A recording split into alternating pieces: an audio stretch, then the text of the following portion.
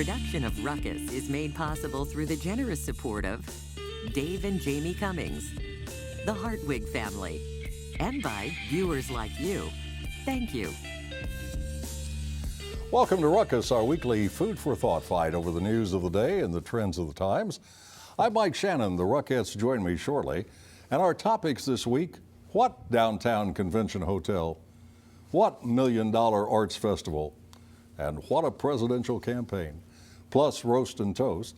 But we start with our Newsmaker segment and focus on a key issue for Johnson Countyans in the November 8th election. Voters will decide whether to impose a quarter-cent sales tax increase for 10 years, raising about $400 million. The bulk of the money would be used to construct a new courthouse and coroner's facility. The remainder, about $145 million, would go to the cities for use as they deemed appropriate. Joining me now to explain their support for the measure, County Commission Chairman Ed Eilert and Johnson County District Attorney Steve Howe. Gentlemen, thanks for coming in. Welcome to Ruckus. Well, Mike, thank you for inviting us. Good morning. Let's start with you, Ed. What's wrong with the current courthouse in Olathe? The subject of the courthouse has been on the Board of County Commissioners' radar or agenda for the last 15 years. And we have reviewed various options, whether to renovate, whether to build new, exactly what would be the best step forward. We have several issues involving the courthouse.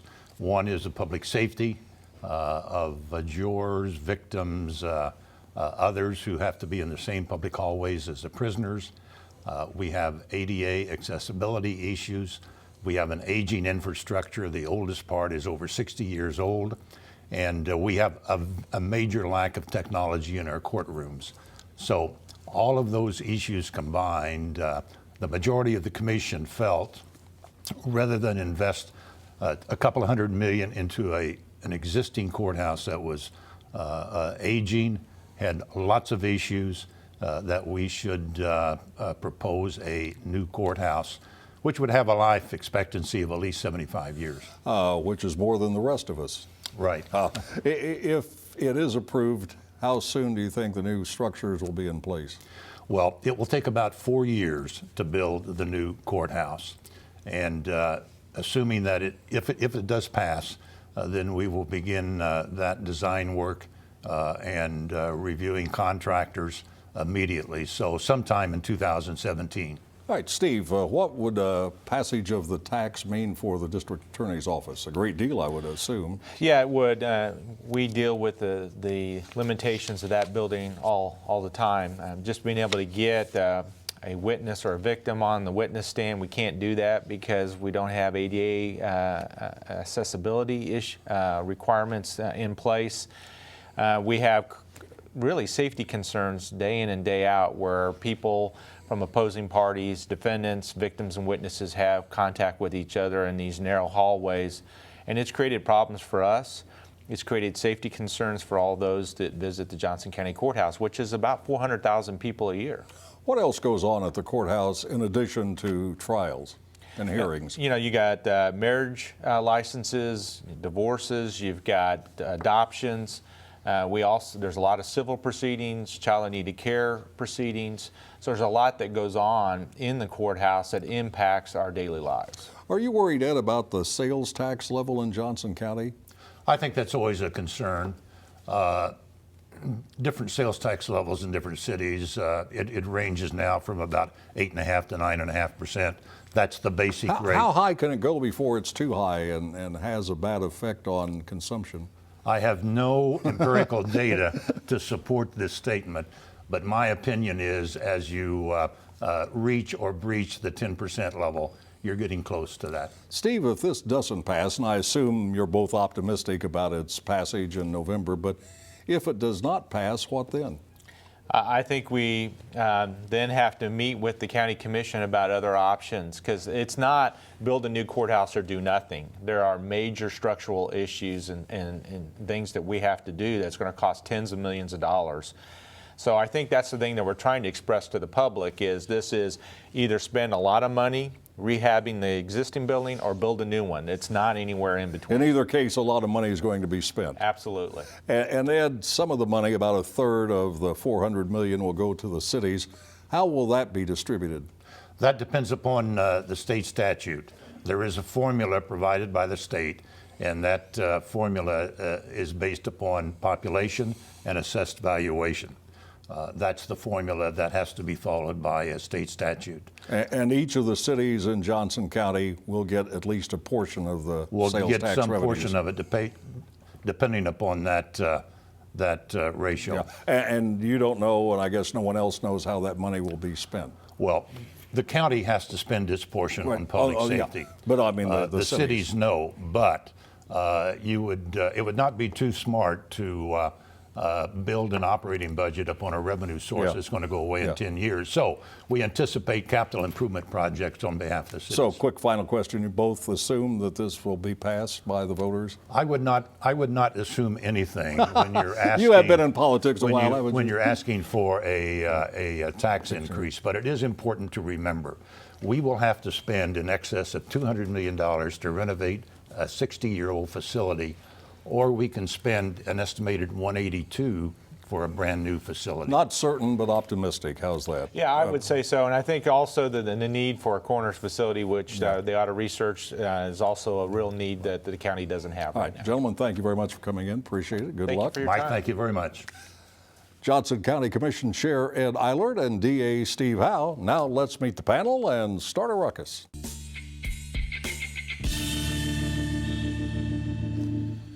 Patrick Toohey is field manager of the Show Me Institute, a libertarian think tank. Jim Heater is an attorney, former councilman, and former CEO of the Greater Kansas City Chamber of Commerce. Mary Ann Murray Simons is a former broadcast journalist and now a freelance writer and consultant. And attorney Stephen J. Marakian is with the law firm of Wersch, Hobbs, and Marakian. And we all know the J stands for jurisprudence.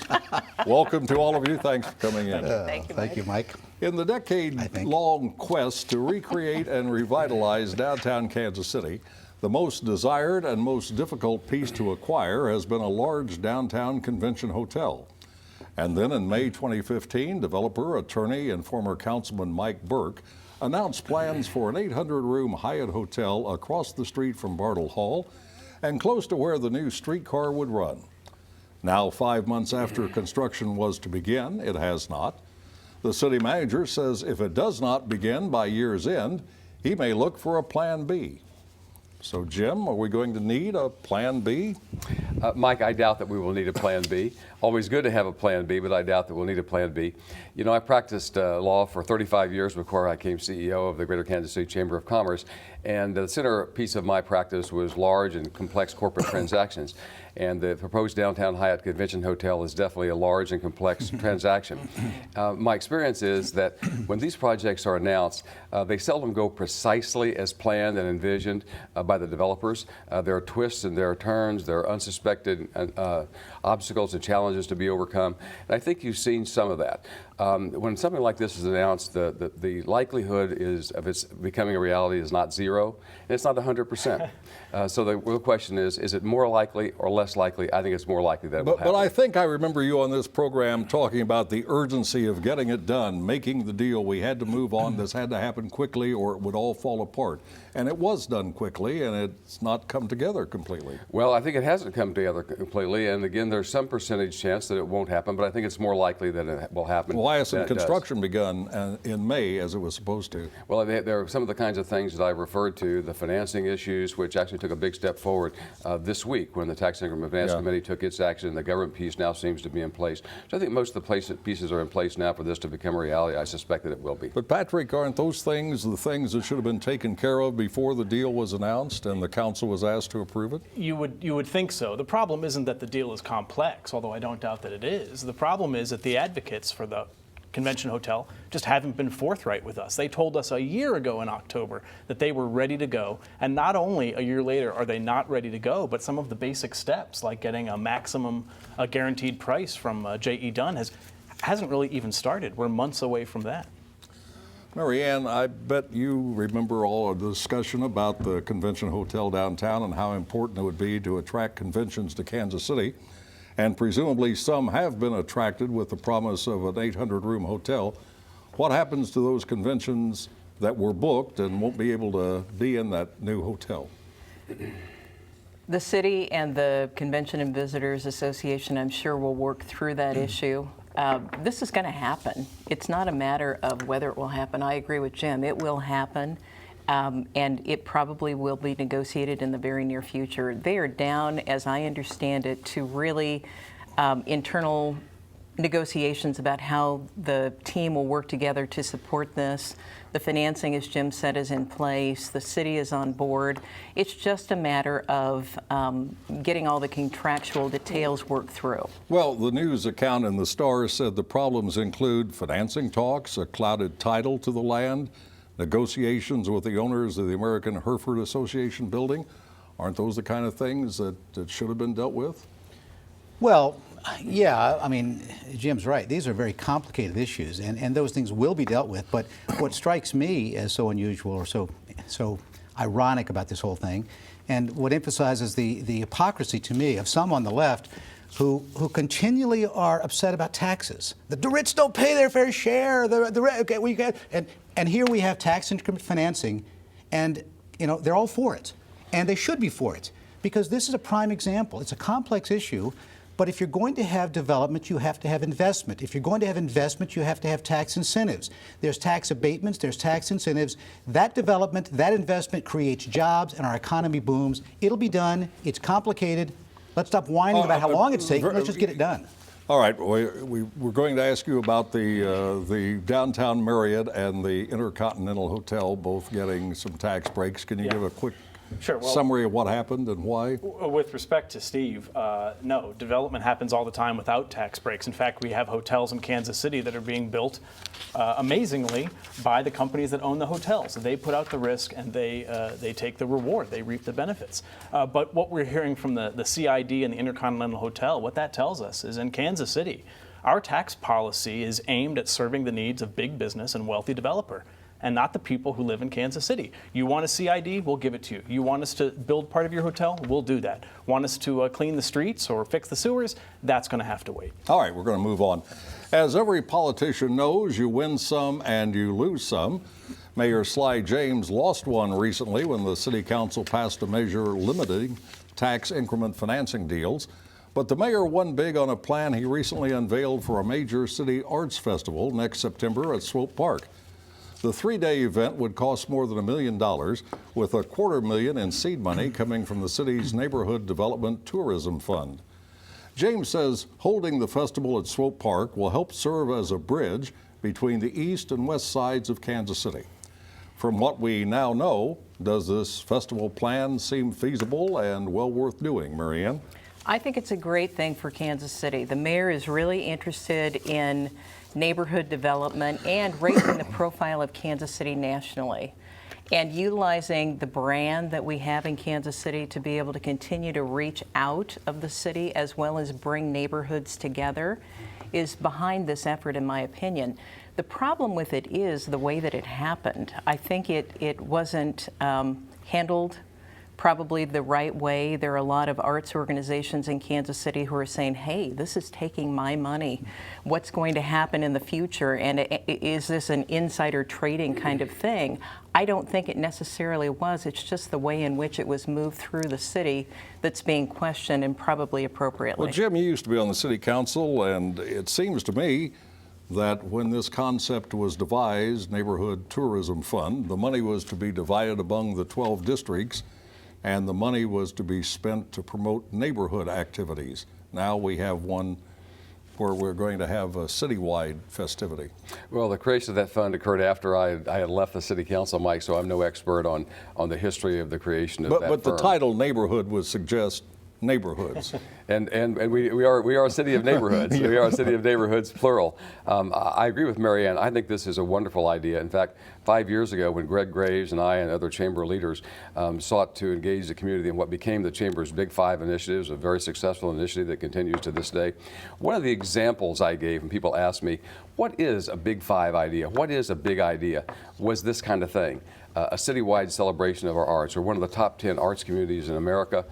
We should celebrate that. We should use that as a drawing card for both regional and national tourists, like the Spoleto Festival in Charleston, the Edinburgh Festival. We can do that, and I think the mayor's onto something here that's important. But that wasn't one of the Big Five the chamber came up with. No, it wasn't. We didn't promote it as one of the Big Five. It was interesting, though. There was enough discussion that Steve Paul, who was the editor of the Kansas City Star editorial page, actually wrote a terrific op-ed piece, a column, saying that we ought to do this. So 5 years later, the mayor is leading us to do it. By the way, have you noticed the editorial page of the Star? It has no editorials for the last 2 or 3 days. Have you noticed that? I have noticed that. All right. Does Kansas City have a shortage of festivals, Patrick? No, we don't. I mean, we've got the Crossroads District, which is incredible. Someone said the other day we actually have more artists in Kansas City than there are in San Francisco. We've got the Plaza Art Festival. The problem with this project is it treats the Neighborhood Arts Fund like a slush fund. And rather than allow kind of organically neighborhoods to bubble up their own ideas, it's another top-down approach. Here's what we're going to do. It would make Marie Antoinette blush. The idea that Kansas City, the problem with Kansas City is we've got one more art festival and that's going to put us over the top. I've read some talk, Steve, and I don't know how accurate it is, that there are groups that have festivals and events in September who are troubled by this and fear that a citywide event of this magnitude would harm attendance at their events. I think it's absolutely true. And I was going to say I was the only curmudgeon who was opposed to it, but apparently someone else also is. And I oppose it for the same kinds of reasons. I don't like basically taking this money, which should be divvied up, and giving it to one particular festival. Secondly, I do think it will compete with other festivals that are funded through a lot of private kinds of things. I think the Plaza Art Festival is a wonderful art festival. What we need to bridge the communities is not an art festival in Swope Park that, in my view, a lot of people won't go to because it's too far out. What we need is infrastructure. We need jobs. We need development on the east side of our town. And this is not the way to do it. This, in my view, is all fluff. It's no substance. It misuses funds. And if somebody wants to come up with $1 million and plunk that down to have a big festival out there, I'm all for it. I love the arts. This is not the way to do it. Mary Ann, one of the ideas, one of the events would be a half-mile table where people would sit down at this half-mile table and dine together. Do you think that's a reasonable approach? That will be very difficult to organize. If you just think about the logistics of it. Come over here. Bring the water, please. And also, this would not But be... the concept is right, Mike. The concept of people getting together in an informal setting to be able to find out how much in common we have as opposed to how different we are is absolutely the right thing. I don't think that's true. I think the idea is good. It takes more than between now and September to figure it out.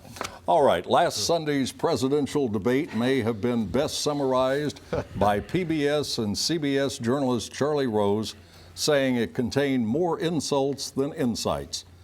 Donald Trump came into the debate reeling from a recently released 11-year-old video on which he uttered vulgar and crude comments about women. Trump apologized, saying the tape did not truly reflect his character. Secretary Clinton said it did.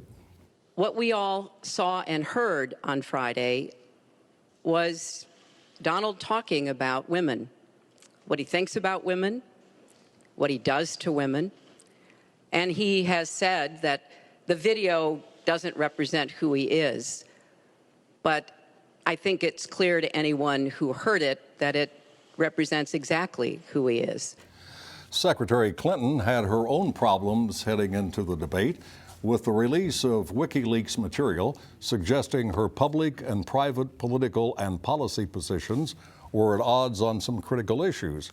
And of course, there is the continuing question about her deleted emails. So we're going to get a special prosecutor and we're going to look into it because you know what? People have been, their lives have been destroyed for doing 1/5 of what you've done. And it's a disgrace. And honestly, you ought to be ashamed of yourself. Trump needed a strong performance to restart his lagging campaign. Did he have one, Steve? Well, He did. There's no question for any fair analyst, he won the debate. But winning the debate doesn't win the election. I've said all along, and it's quite clear now, even without the 11-year-old tape, okay, he's not winning this election. I told you when he was running, if the Republicans were stupid enough to nominate this man, they were going to lose the election. And that's going to happen. Now, he basically staunched some of the bleeding, and then everything has come out since then and so forth. He's not even close. If he can't win a state like Utah, for God's sake, okay, so he's not going to win. Now we're going to have another debate, and he's going to win that debate because all the WikiLeaks stuff, despite the fact that no newspapers will cover it, is still getting out there. Hillary is an awful candidate, and she's an awful person. The problem is he's awfuler.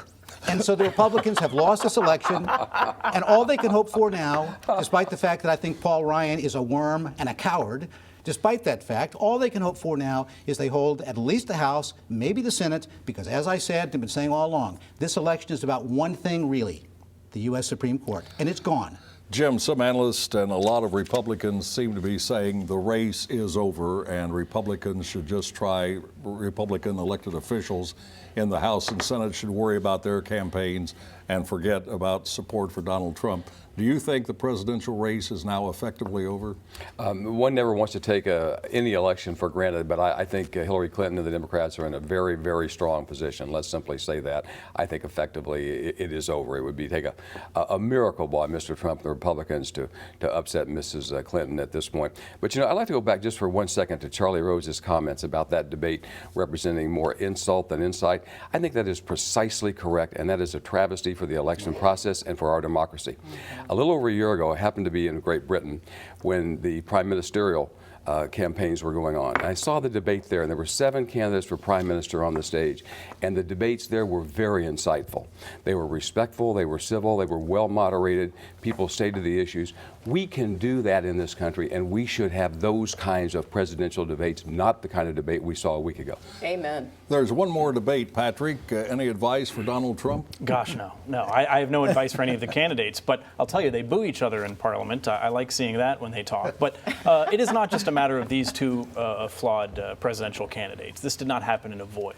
The coarseness of political discourse recently is all over the place. It's been in newspapers, it's been in editorial pages, and what we need to do as a country is decide, are we going to talk seriously about policies, or do we just want to throw bombs? Marianne, do these debates bring more heat than light?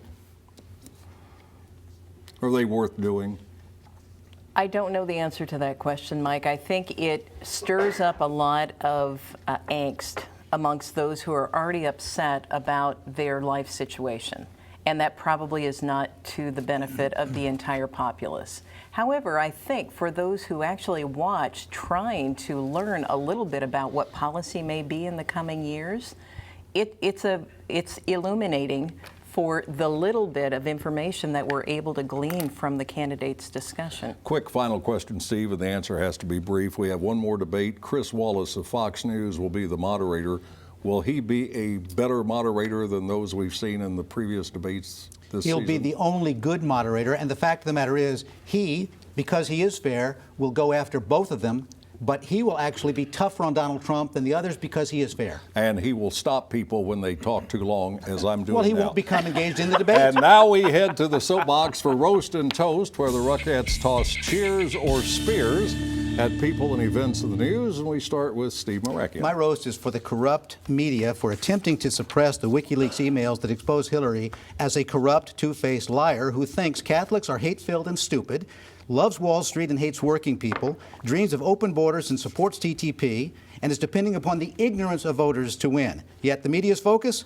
Donald Trump's foul language 11 years ago. As my Irish friends would say, the difference between bad words and bad acts is the difference between the bull and the bull feces. One only stinks, the other will kill you.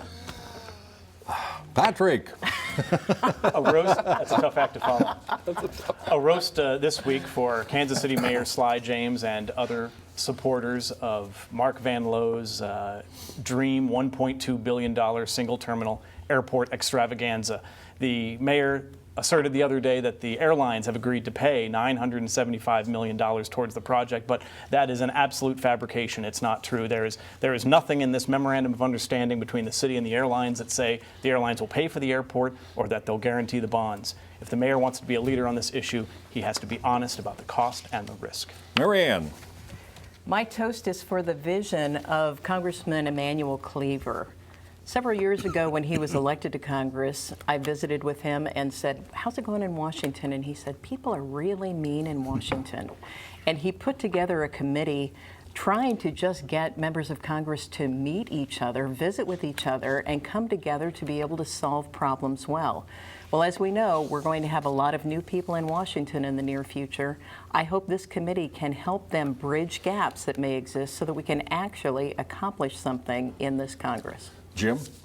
Mike, we all spoke just a few minutes ago about the importance of arts in our community and what a great arts community Kansas City is and how valuable it is not only to people who live here to our economy. I'd like to toast the Kansas City Symphony Orchestra, which kicked off its 2016-2017 season just a weekend ago to great reviews and great attendance. It fills my heart with pride when I go around the community and hear people talk about the Kansas City Symphony in the same way that they talk about the Kansas City Chiefs, Sporting KC, and the Kansas City Royals. It's a part of what makes us a major league city. It's a part of what makes us very special. A toast to the Kansas City Symphony Orchestra. And finally, here's a toast to columnist Kathleen Parker for her recent column about the importance of using commas and using them correctly. She laments the role social media have played in decreasing people's knowledge of and interest in proper punctuation and spelling. I agree with Ms. Parker, exclamation point. However, comma, I suggest you not get too involved. You might end up comatose. And that's Ruckus for this week. We're back next Thursday at 7. Now for the Ruckettes and the crew, I'm Mike Shannon saying thanks very much for watching and good night. Production of Ruckus is made possible through the generous support of Dave and Jamie Cummings, the Hartwig family, and by viewers like you. Thank you.